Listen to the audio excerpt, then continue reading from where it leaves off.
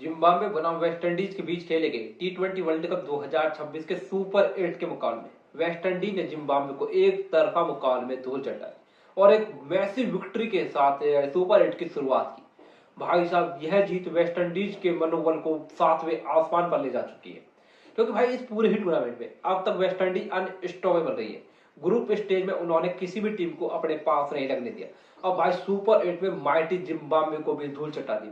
धूल तो उन्होंने जिम्बाब्वे में चटाई है, डर अफ्रीका और भारत को लगने लगा है, क्योंकि जो अब वेस्टइंडीज का नेट रन रेट है ना, वो 6+ का हो चुका है। क्योंकि भाई साहब, जिस नेट रन रेट के साथ वेस्टइंडीज खड़ी हुई है ना, इस नेट रन रेट के साथ वेस्टइंडीज को पीछे करना बहुत मुश्किल होगा। वेस्टइंडीज के अगले दो मुकाबले साउथ अफ्रीका और इंडिया के खिलाफ है।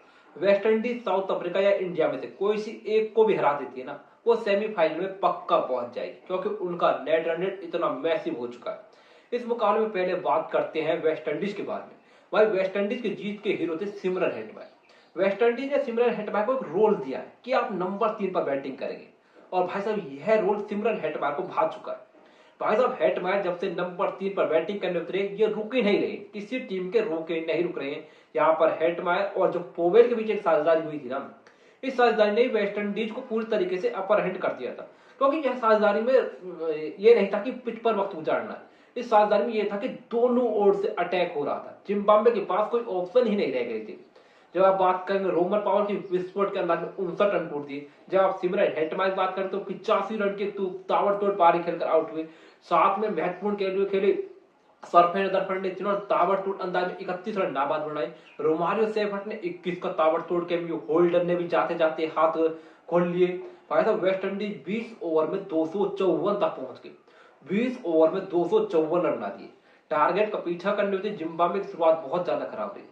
इस टूर्नामेंट में अब तक अनबीटन रहे ब्रायन बेनेट को एक बॉल ऑफ द टूर्नामेंट कह सकते हैं आप, क्योंकि जो बल्लेबाज अब तक आउट नहीं हुआ उसे आउट करने के लिए कुछ खास चाहिए। एकुल से ने कुछ खास ही किया, एक कमाल की अनबिलीवेबल डिलीवर बेनेट की पारी को समाप्त किया। मरुमानी को मैथ्यू फोर्ड ने फंसा लिया। उसके बाद तो पूरी तरीके से कोलाप्स था। सिकंदर रजा ने बीच में लड़ाई करने की कोशिश की, लेकिन भाई साहब वो भी 27 पर आउट हो गए।